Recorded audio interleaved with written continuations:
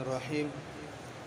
الحمد لله رب العالمين والصلاة والسلام على أشرف الأنبياء والمرسلين، أما بعد.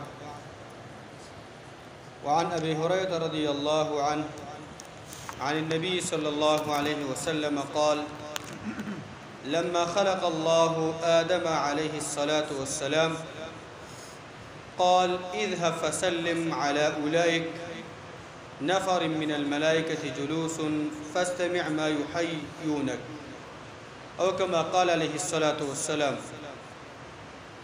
کتاب ریاض صالحین یوسلو یو دیشم نمبر باب شروع، باب مبارد فضیلت د سلام کی او حکم کول د سلام کو خورولو باندې. په دې باب کې دویم نمبر حدیث ته ابو هريره رضی الله عنه روایت کې د نبی صلی الله علیه وسلم نه چې د الله پیغمبر فرمایلی دي: لما خلق الله آدم عليه الصلاة والسلام، کله چې الله آدم علیه الصلاة والسلام پیدا کو، داغي جسم بدن برابر کو، روح بکې واچو. قال نو الله تعالی آدم علیه الصلاة والسلام تو فرمایل: اذهب فسلم على أولئك نفر من الملائكة جلوس، لار شته او په دغه ملائکو باندې چې یو ټولګي د ملائکو ناشته په دوی باندې سلام واچوا، او دا واوره چې فاستمع ما يحيونك، او اے ادم تسي وکدا اغه څه چې هغه کوم جواب ته سلام درکې، دا غسي واوره. فإنها تحيتك وتحية ذريتك، یقینا دغه د ملائکو دغه سلام داستام د سلام جواب دی، او استاد اولاد د سلام جواب هم دی. فقال آدم علیه السلام لاړو او دغه د ملائکو ټولګي ته ویلا: السلام علیکم. فقالوا دی ملائکو تویل: السلام علیک ورحمت الله. ملائکو ته دا جواب ورکو: فزادوه ورحمت الله. نو ملائکو دا غي د سلام پاچولو کې دا جواب زید کو چې ورحمت الله. دا متفقون علیه روایت دی. دی بل روایت کې راځي دریم نمبر روایت دی ابي عماره البراء ابن عازب رضی الله عنه روایت کوي، دا وی چې امرنا رسول الله صلی الله علیه وسلم بسبع، رسول الله صلی الله علیه وسلم ته حکم کړل په وو خبرو سره: بعیادة المریض، د مریض په تپوس کولو سره، چې مؤمن مسلمان به د مریض تپوس کوي. واتباع الجنائز، او د مؤمنانو مسلمانانو جنازو په سره روانېدل.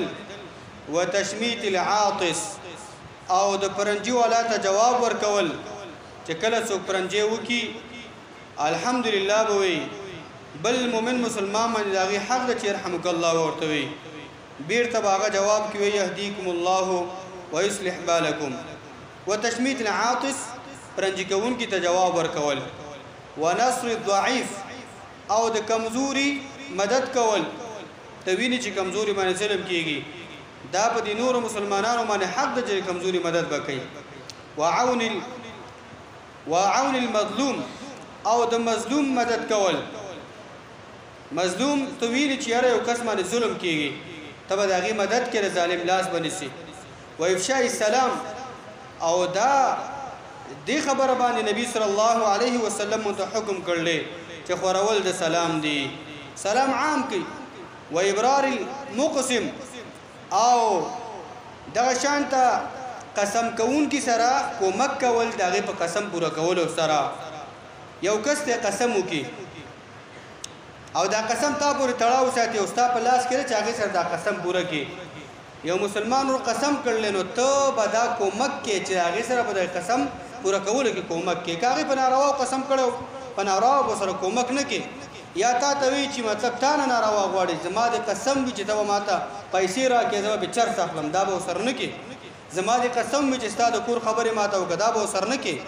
دسی یو جایز کار باندې قسم مومن مسلمانو کې چې هغه ته پوره کول شي، نو دا د مسلمان په مسلمان باندې حق ده چې د مسلمان رور په قسم پوره کولو کې به څه کوي د هغې سره مدد کوي. یعنې دې روایت او مخکې روایت کې دا ذکر شو چې یاره سلام اچول دا ګوره اصل د دین دی. مسلمان له پکار دی چې هغې خپلې خبرې هغه یو خپل ځای ته داخلېدل هغه د مسلمان سره ملاوېدل دا باید په سلام کې مخکېوالی وکړي. او په دې حدیث کې هم دا ذکر شو چې هغه دغه شان ته نبی صلی الله علیه وسلم مؤمنانو ته په ډېرو خبرو باندې حکم کړلی. یو حکم د سلام خورول دی. دا بل څلور نمبر روایت دی.